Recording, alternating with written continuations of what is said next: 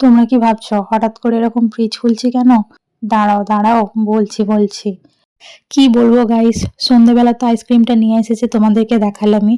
তখন তো আমি একটু খেয়েইছি, কিন্তু সেই তখন খেয়ে আর মন ভরেনি।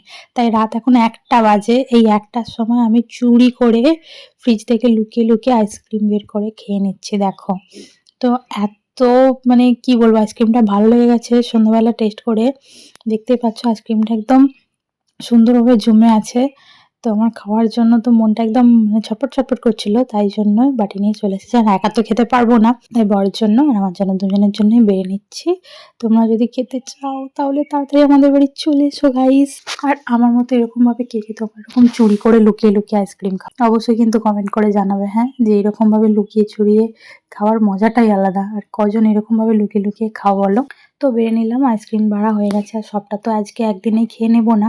এখন অনেক দিন ধরে খেতে হবে। ২ দিন ৩ দিনের মধ্যে তো অবশ্য আমি শেষ করেই ফেলবো।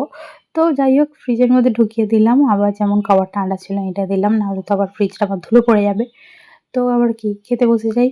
তো চলো এবার খাওয়া যাক। Tasty tasty yummy yummy ice cream guys. তো আইসক্রিমের বাটি একদম ভরপুর রেডি হয়ে গেছে। তো এ নাও বরমশাই। এটা এরকমভাবে বরমশাইকে দিয়ে দিলাম ওকে। আর তারপর আমি খেতে বসে যাই। ও বলল যে, "না আগে তুমি খাও। তোমার ভিডিওটা তুলে দিই তারপর আমি খাচ্ছি।" তো চলো আমি আগে টেস্ট করে নিই। মানে টেস্ট আমার হয়েই গেছে, সন্ধ্যেবেলা ১ বাটি খাওয়া হয়ে গেছে। আবার এটা ২য় নম্বর বাটি। তো জাস্ট অসাধারণ। ভিডিওটা ভালো লেগে থাকলে লাইক, কমেন্ট, শেয়ার করে দেবে। আর আমাকে অবশ্যই ফলো করবে। ফলো করলে ফলো ব্যাক পাবে। দেখা হচ্ছে পরের ভিডিওতে। Tata guys.